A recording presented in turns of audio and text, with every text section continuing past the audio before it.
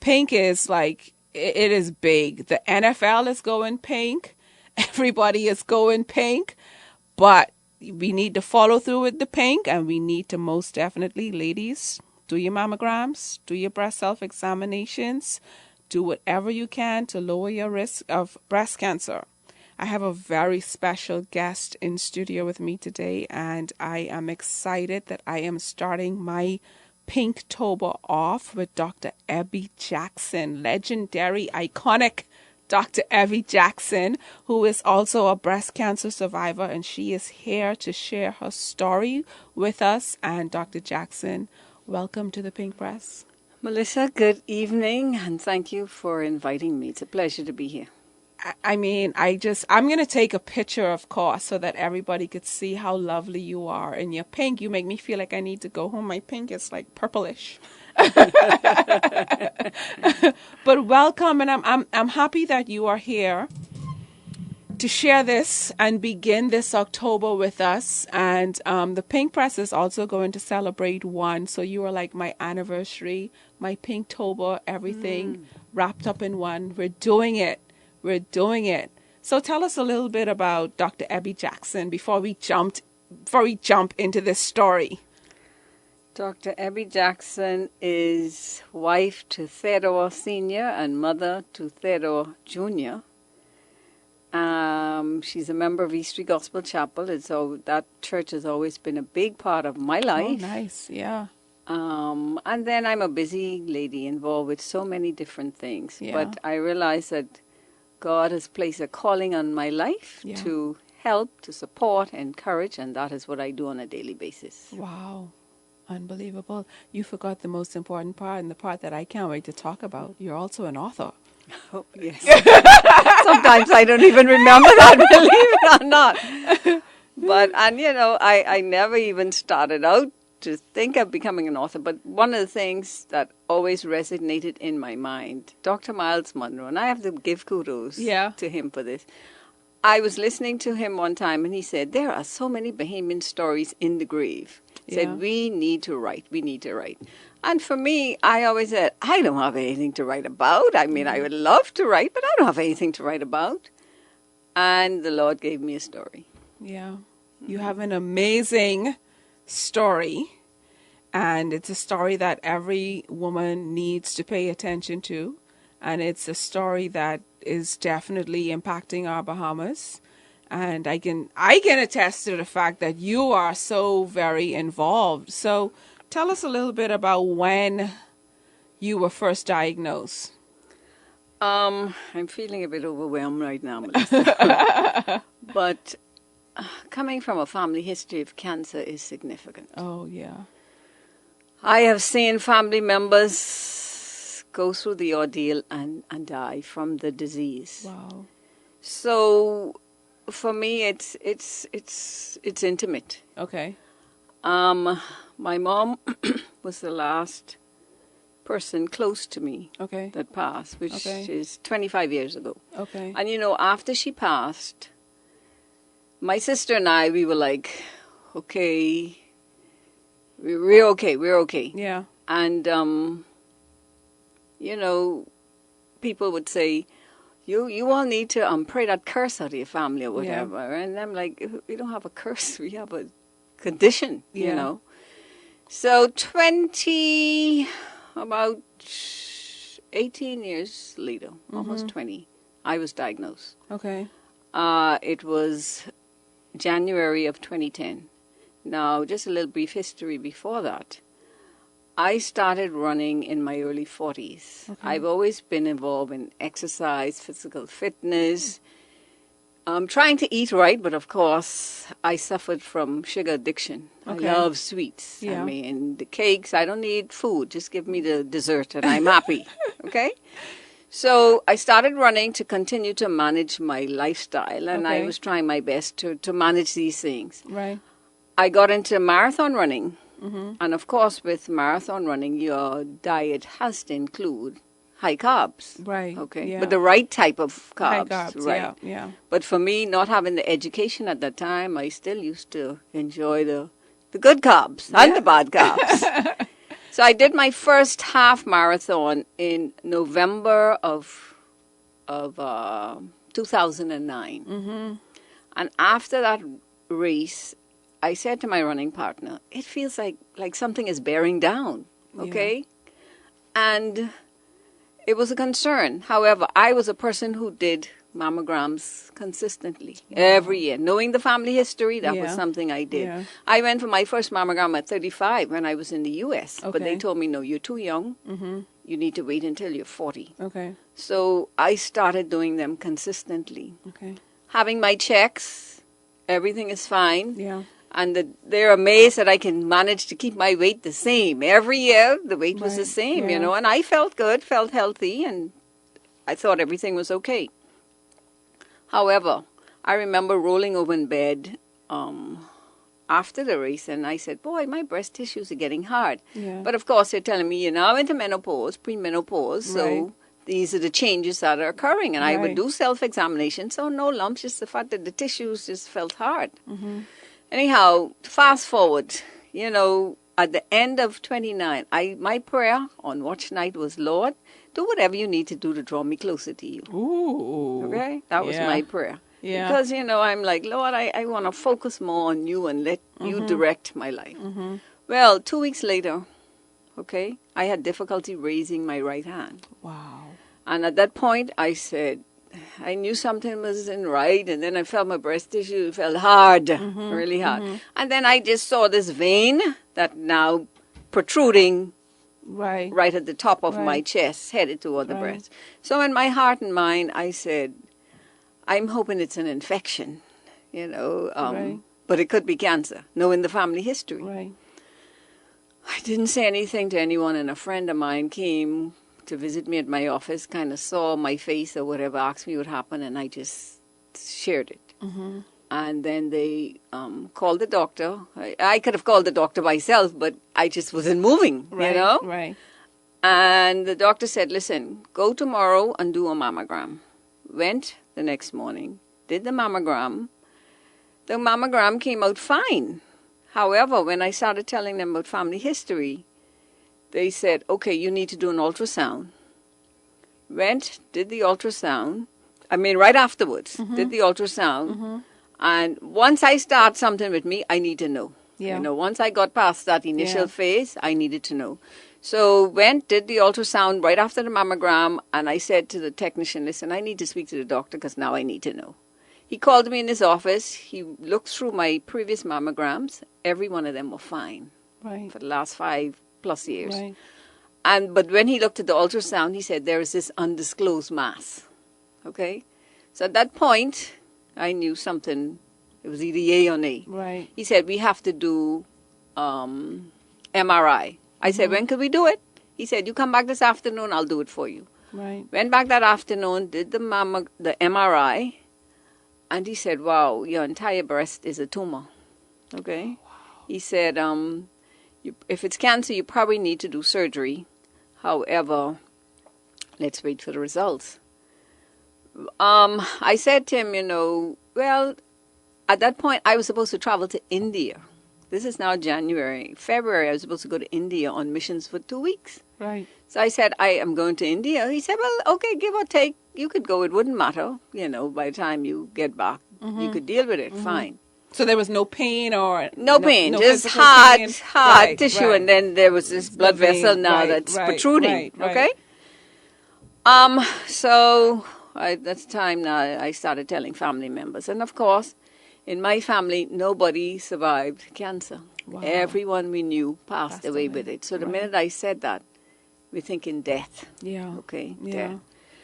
My girlfriend who lives in Florida, she said to me, listen, before you do anything else, please come over here, see my breast surgeon and get a second opinion. I said, fine, we'll do that because I was training for my first full marathon, Miami Marathon, which would have been the end of January. So I Right. said, you know, when I'm there, I'll go and deal with this, get the Right. second opinion, and then make a decision.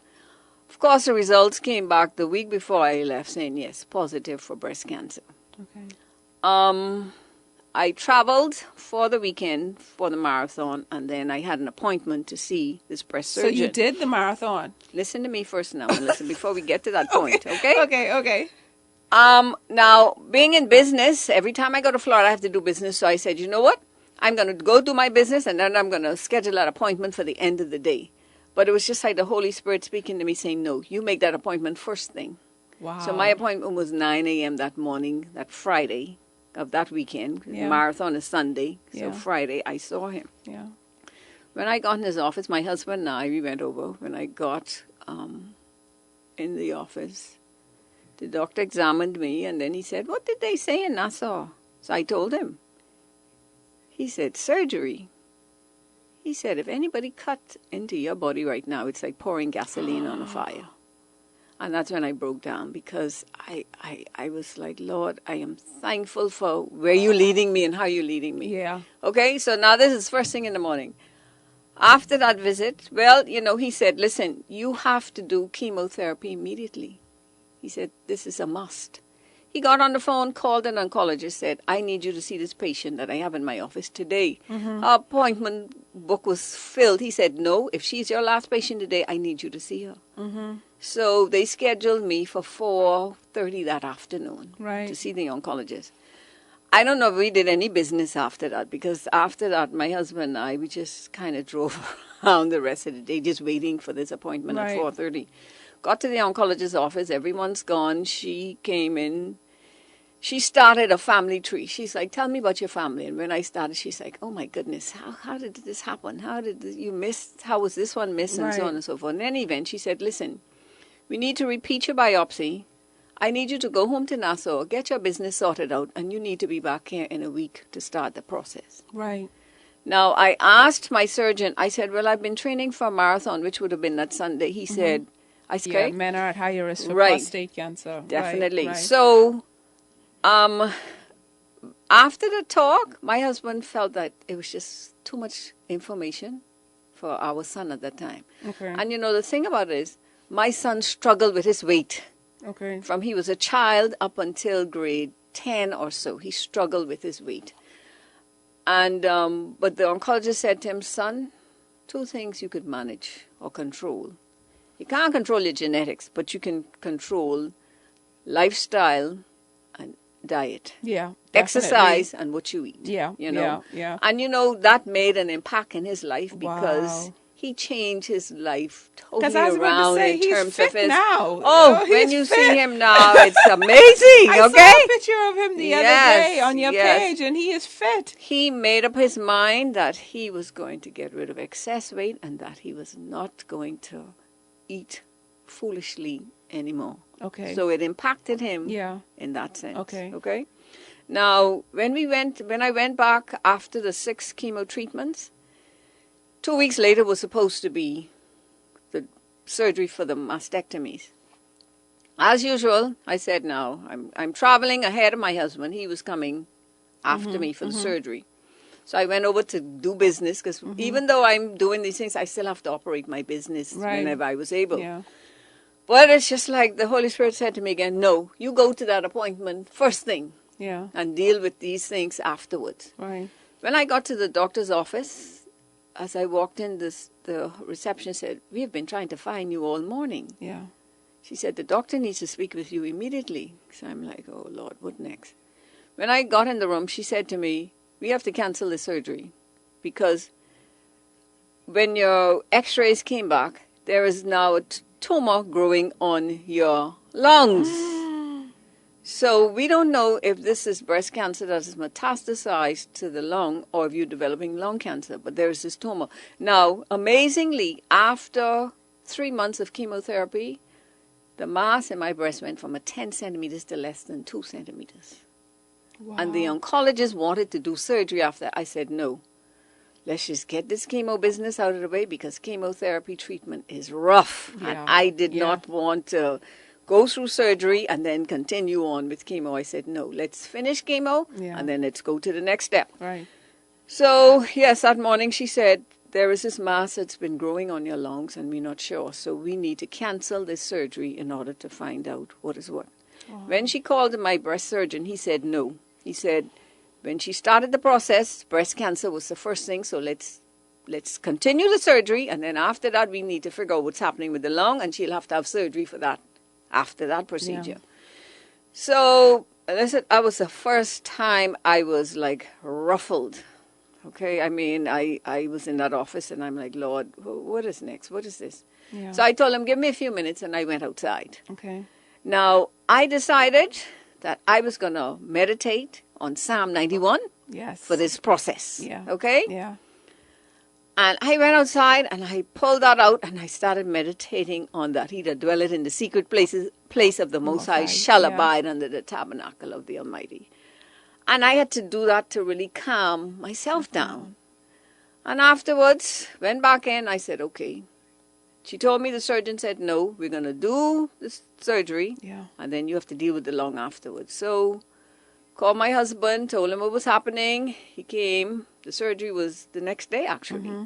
He came, had the surgery for the mastectomy, was in hospital for 2 days. Right. Pain, but thank God for morphine and Yeah. those things. They do wonders, you know.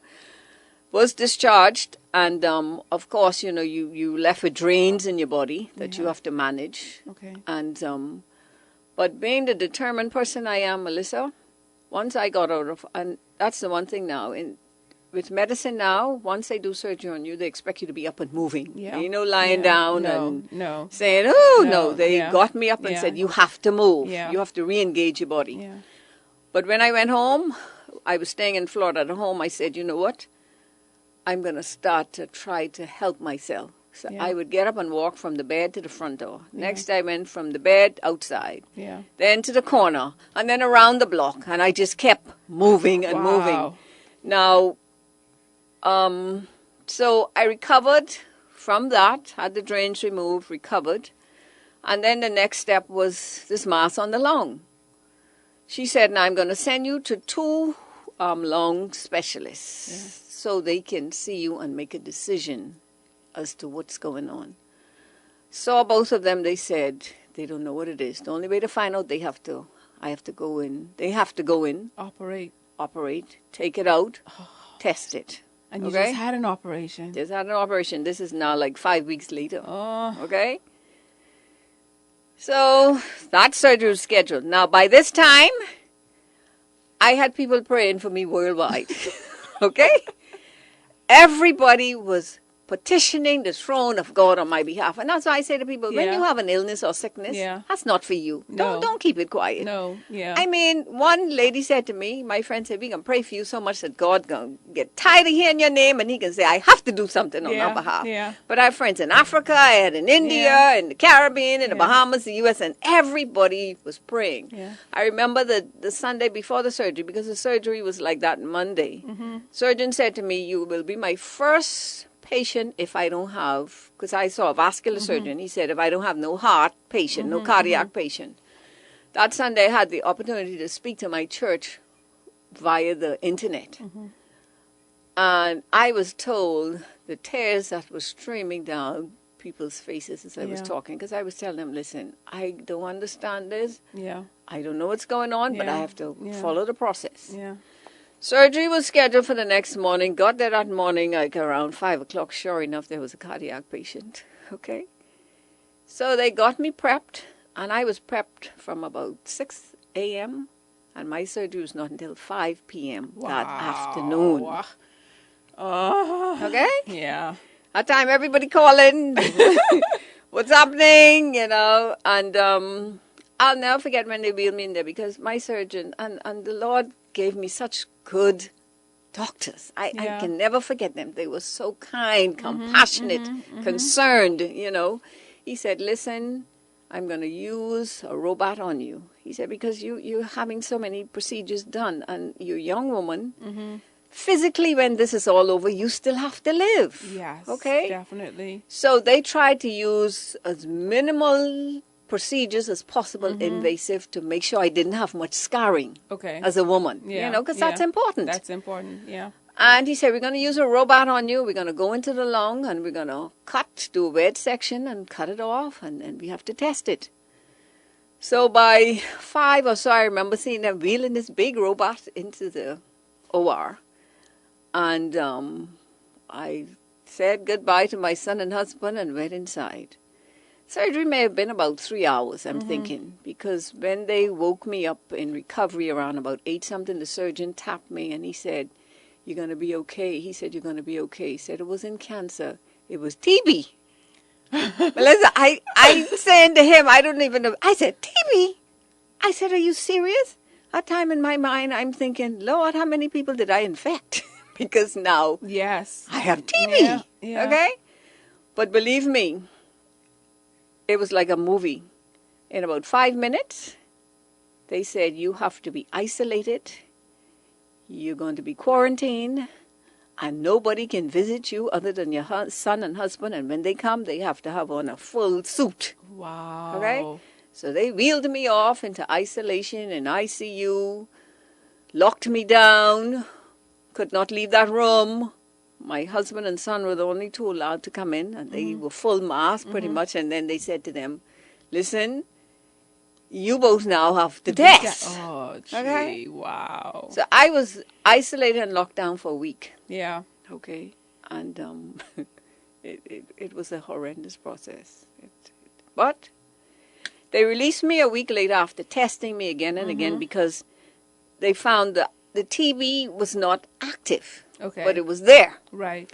So after they released me, they said, "Now the last thing we're going to do is you have to report here tomorrow because we're going to do another test, a blood test, and we have to send it to this special lab in the United States to confirm that this is TB." Wow. And they said to me, "You better show up." What? Okay? You better show up. So the following day, I had to go do And that deal with test and wait for the results.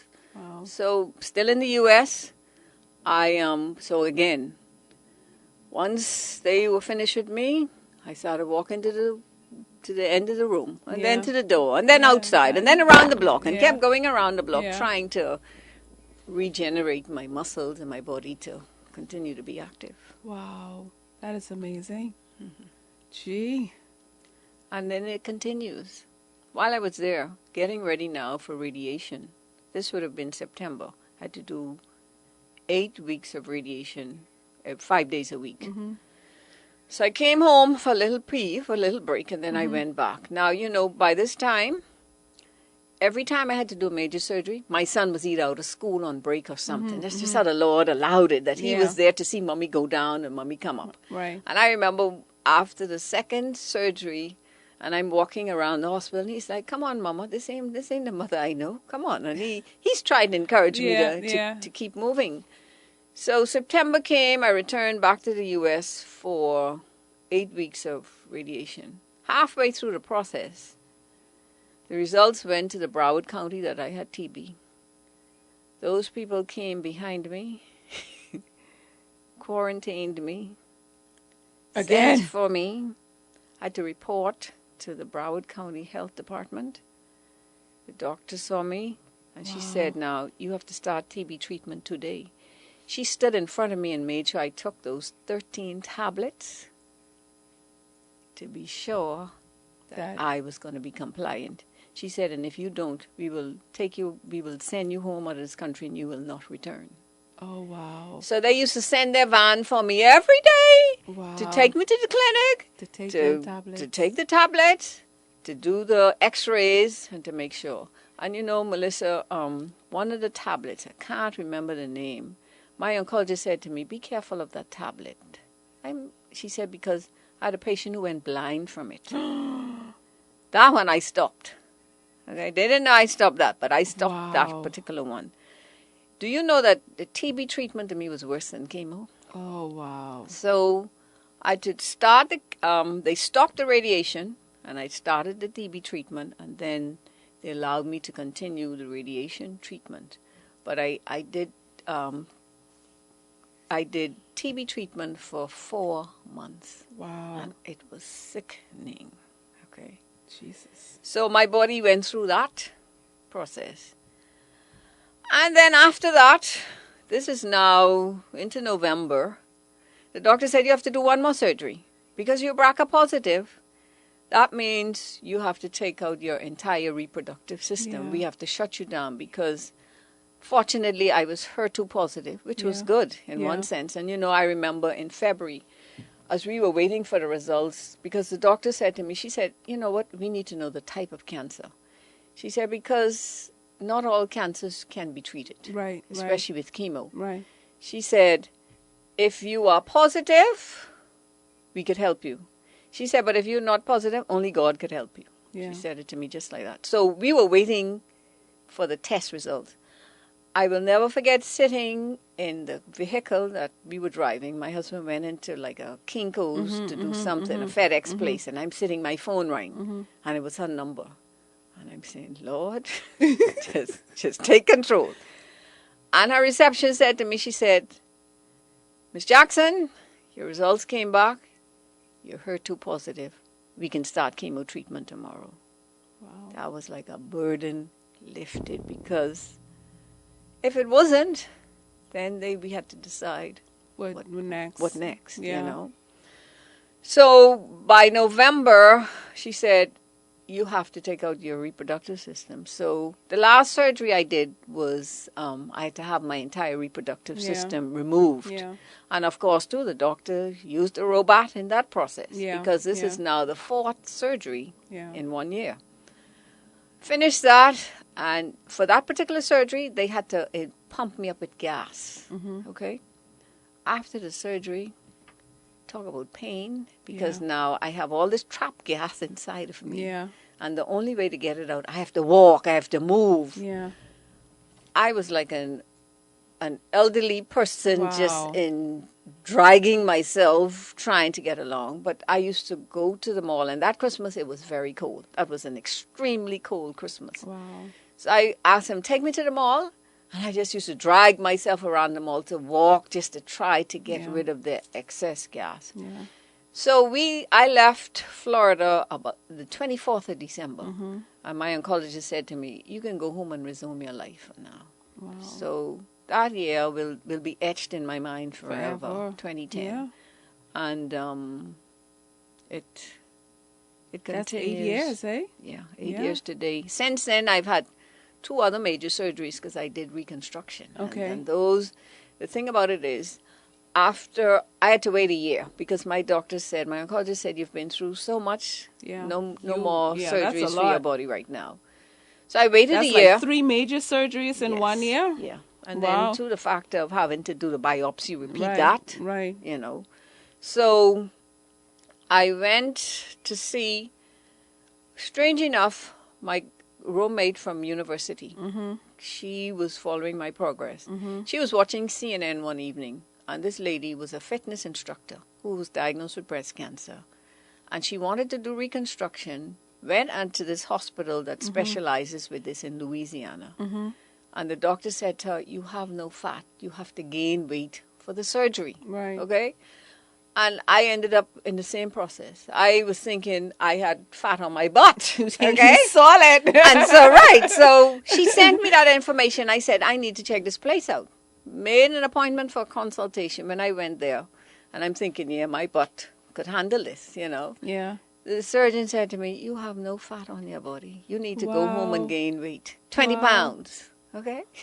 So I returned home and I started eating to Yeah. gain weight. And the weight went exactly where it needed to go in the stomach area. Right, Okay? Because right. at this phase of your life, everything goes to Yes, the middle. yes. Okay? So the weight went right where it needed to go. And people were saying to me, boy, you're putting on weight now. And Yeah. I'm saying, yeah, but I didn't, it didn't matter to me. Yeah. But I managed to gain a little over 20 pounds to be able to get like a large A cup, almost a B. Yeah. All right? And then I went back for the surgery. Yeah. And the first procedure was awful. Oh, Lord, it was awful. Now, I remembered when I did my first chemo treatment, we were taking Bahamas at home a few days later. Yeah. I was sick like a dog. Yeah. I was lying in the hospital in the airport on the floor, because Bahamas Air was late. This is now 12 o'clock in the morning, 12 a.m. I didn't care. I was lying on that floor, just crawled up, waiting for the flight. When I boarded, the flight attendant says, what's wrong? Because she knew me, my cousin. And I told her, she said, oh, we need to order a wheelchair for you when we Right. land. Yeah. I said, no, sweetie. I said, if I return to NASA on a wheelchair, this is my pride now. I said, and people see me, they're going to say, oh, she is dying. She is dead, yeah, you know. So yeah, I said, yeah. no. I said, if it take me all night to walk from this plane to the terminal, I'm going to do it. Melissa, after I did that surgery for the reconstruction, I ordered that wheelchair from the airport in the U.S. to Yeah. my car in NASA. I didn't care who saw me after that. Okay? That's how bad I felt. That's how horrible it Yes. was. I just did Wow. not, it didn't matter anymore. Yeah, My yeah. pride didn't matter. Pride was Yeah, out the door. Right. Wow. And so the first procedure was rough. And then I had the second procedure about 3 months later, Yeah. you know, to finalize. And since then I've ran about 10 marathons, about 8 half marathons, and God has been good to me. Wow. I'm just grateful because I know He's kept me here. I had 2 cousins who died 1 year apart while I was doing my treatment in 2010, okay? Out of all the family members, I'm still the only You one are here. still So the I only know my work is not done and You He are has here me here to for serve a purpose. Yes. Yes. And this is Pinktober. And we are here with Dr. Ebbie Jackson, and we're talking about her breast cancer journey and how she is just, you're more than a conqueror. More than a conqueror. We know that October is that time of the year. Everybody is fundraising and have on the pink and celebrating life. But more importantly, Dr. Ebbie is here with a real testimony, and this is something serious. She did her mammograms. She was really good on her diet. She was exercising. She was doing what she needed to do, and cancer still happened. Definitely. And I think no respect of persons. no respect at all, this old stupid cancer. And I think the most important thing is, you know, we have to get over the fear of cancer, because not everybody dies. No. That's the first thing. I tell people, first, I don't even call myself a survivor because I could not survive anything, Melissa, without God. So I'm just grateful for what God has done for me to this point. So I don't call myself no survivor and I can beat cancer or whatever, because you cannot beat it. No. I mean, you cannot. I mean, God is in control, and if cancer is a disease that's going to take you, you will succumb, you know. Yeah. But fear is the biggest factor. Fair. Okay, yeah. fear. And the pride. Yes. Fear is the first one, and then the pride is the second one, and the Because, shame. Yes. In this 21st century, we're still, unfortunately, as women, you know, we are still very afraid to talk about it. We're still very afraid to let our husbands know about it. You know, we are still holding on to these boobies that could technically cost us our life. You know? I meet so many different women and talk to so many different women. And, you know, I said I didn't have anything to write about. Well, the Lord gave me a story to write. Yeah. And Melissa, believe me, it has opened up a ministry for me that it could not have happened no other way. Yeah. So I meet women, yes, who are afraid to take the breasts off because of what they're going to look like. And I tell persons, I said I've lost 4 major organs because I've lost particularly 1 lung. Yeah. Okay? And I said, do I look less feminine? No. Not at all. Okay, so do not be afraid to do what is necessary to maintain your health. However, though, I have seen some botch-up situations also, just the same. Yeah. So, you know, it's important who you're getting your information from. Education is key. Yeah. And you need to listen to advice and then make a decision. Yeah, I think that education part, because there's so much information, we are on information overload to the point where people are paralyzed and they can't move because you can't decide what to do. And I always tell people, the best thing that you can do is find someone who has been through it, who has survived it.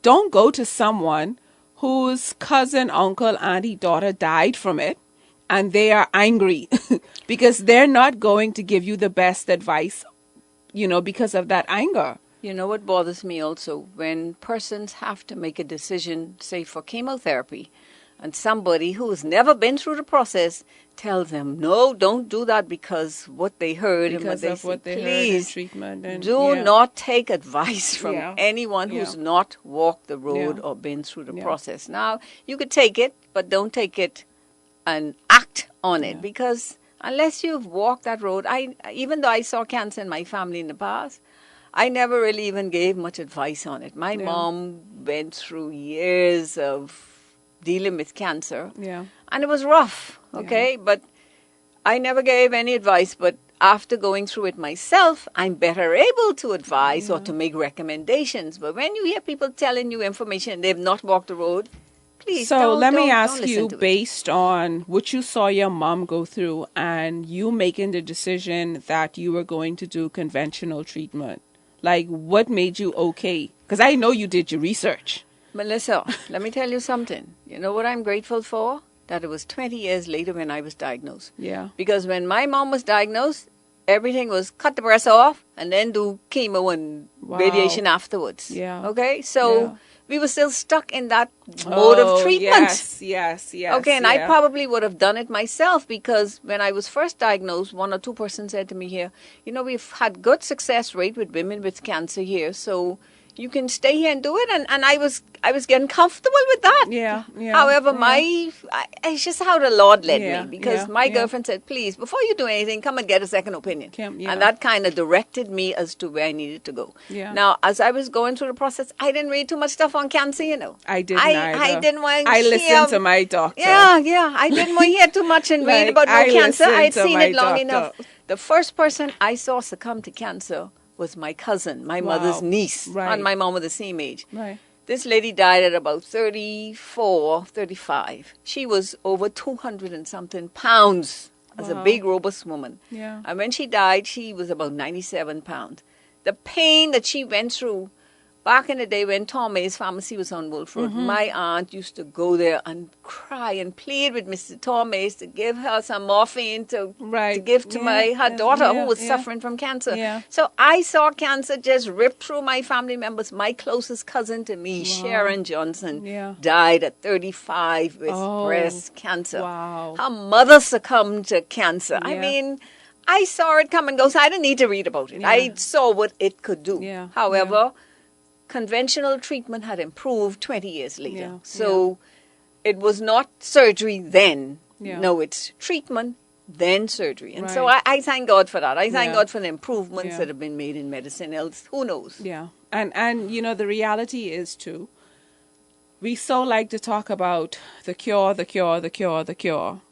And everybody have cancer cells in their bodies. It's just a matter of how are When you it's taking activated. Yeah, you know, how are you taking care of yourself and what you have going on that is going to cause these cancer cells to be activated or for the mutation to occur. So it is important, and I can't listen to me, ladies. This is a call to action. Go and get your mammograms. Do what is necessary to lower your cancer risk, because it is so necessary. If the doctor tell you you need to lose weight, you need to exercise and lose weight, because some dangerous things are in those fat cells. You know, every time I go for my checkups, my doctors would say to me, listen, whatever you're doing, Keep it up. keep doing it. Yeah. Because Yeah. they see me as a walking miracle, Yeah. you know, considering Yeah. whatever I went Yeah. through. But I take my diet even more serious. Yeah. Even now, I'm still running marathons. I'm preparing for New York Marathon in another 5 weeks. Yeah.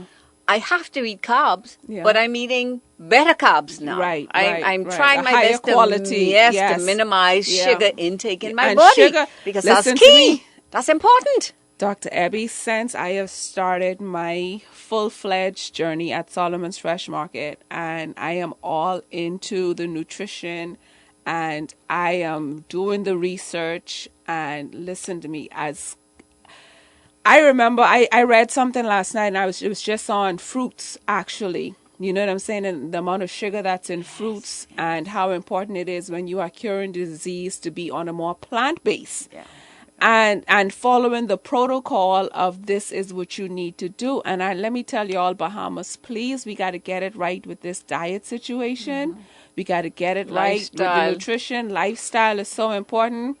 If we want to make thy food thy medicine, and we like to throw this around so much, we need to eat more plant-based, because And- that's where the vitamins, the minerals, the antioxidants, and everything is. And you're what you eat. You are who what you eat, yeah. Yes, And you know want to what eat you real food, whole foods, living foods. Yes. I read labels. I Yeah. read labels. I try to stay from preservatives. I Yeah. tell people, if you're growing The something in artificial the yard, stuff. call me. I'll come for it. Yeah. I'll eat it. Well, look, I always tell people, I'll eat it. you know, at Solomon's Fresh Market, we sell organic, and the only thing outside of that is for you to grow it yourself. And let's face it, we're not even sure if it's organic. Chicken was a major factor for me. I love chicken. Yeah. My oncologist said to me, now listen, going forward, because of hormones, Yeah. okay, she said, you better minimize chicken in your diet. Yeah. I gave it up. That Yeah. was 8 years ago. Yeah. Because she said, unless you growing them chickens yourself, you Yeah. don't know. Actually, somebody So just I said gave it that up. this morning. Actually, I just told someone that we had the conversation on chicken, and chicken and turkey have the highest amount of hormones and chemicals inside of the chicken. And I love even turkey, you if know. it is organic as well, like you say, you still have to read. You have to read the label and see exactly what it is. No antibiotics, no hormones, but what else is going on? And just because the chicken says natural does not mean It's that natural. it's natural, Yeah. because we don't know what they fed the chicken. Exactly. So, Cornstarch is a big thing too, you know. Yeah. You see a lot of that, but anything preserved. I Yeah. mean, it's really not good for the body, because you don't know the date this was done, how long, the shelf life, and Yeah. all of that. So the processed stuff. yes, so we need to go to definitely a better plant-based diet as yeah. much as possible. Yeah. And exercise is key, Melissa, Exercise is very especially for necessary. women who have been diagnosed. They Yeah. tell you, you must continue a regimen of exercise Yeah. after treatment for life. And it doesn't have to be strenuous. No. It could be just walking, Walking, swimming, dancing, yes, swimming, anything, jogging. 30 minutes Yes. to an hour of exercise. That's all it is. Like, you just need some physical activity in your life. Yes, you have Yeah. to keep the body moving. And then we have to minimize alcohol and stress. And They're just as listen, important. Alcohol acts the same way as sugar. Yeah. Alcohol and sugar. I mean, all alcohol is sugar. Research is showing, I read the other day, that persons who've been diagnosed with breast cancer, they're telling them to minimize alcohol in your diet. Yep, That's a yep. key factor. Yep. You know, and Minimize then- it right to the point where it's a no-no. Right, and Like that- every purple moon. Exactly. Yeah. And then stress. A Yeah. lot of Bahamian women are under stress, and no doubt about it. And so you have to look out for you and manage your lifestyle, because it impacts your body also. So how is life living beyond cancer? How has it been for you? It's a ministry now, you know. Yeah. You know, Yeah. it's a ministry, because I'm called upon all the time to walk along with somebody, women. to give information, Yeah. to help where I can. Yeah. And then I'm now feeling a call to be more active on a national level when it comes yeah. to this business of Yeah, cancer, yeah, and particularly yeah. breast cancer for us Right. women, knowing that we have the highest rate per Yeah. capita. Yeah. The Lord didn't allow me to go through this to just Sit down. No. Amen. no, I feel no. the same way. No, and Amen. so Yeah. I have to do what I can do to see if we can make it better Yeah. for those coming along. Yeah. You know, Yeah. and then of course the BRCA testing. Yeah. That's crucial That's for our vital. country. It's in my Yeah. family. I tell people, Jane ain't going nowhere. No. I have family members who have it. Yeah. And they have Yeah. major decisions to make, Yeah. you know, Yeah. but we as women in our country need to begin to take care of our health, begin to manage it, and become more open about it. Yeah. you And know? breast cancer it's Ovarian, something- all the different yeah. cancers, Melissa. Yeah. Women's health. Yes, Yeah. women's health, period. Yeah. And it has no shame or stigma. No. And Come as on. long as you have breasts, ladies, as long as you have breasts, you know, you are, there's a possibility that sometime during your lifetime, it doesn't have to be hereditary, because it could be environmental. And guess what? The BRCA gene only says that you will pass it on. It does not negate the fact that you won't get the disease. You can still get the disease. You can still get but the it just disease. tells you that you will pass it on in your lineage. Okay, so, and then being Bahamian is sad. I mean, I saw something where it's saying if you have one parent Bahamian, your risk for breast cancer is almost 50% in our country. So we have to wake up and begin to do more and be proactive about cancers, period, because you're hearing of so many different types now. It's unbelievable. It is. And the thing about it is because you're not just hearing about BRCA, but there are actually other mutations out there. So many types of breast cancer. That are actually genetic dispositions that's actually coming up. So I just want to say a special thank you, Dr. Ebbie Jackson, for coming on and sharing your story with the entire Bahamas, Southern Florida, and the Caribbean, because you're on ZNS, the national voice of the Bahamas. And I hope women, if you are going through something, I come on every week, and it's not about, all about breast cancer, but supporting the cancer community.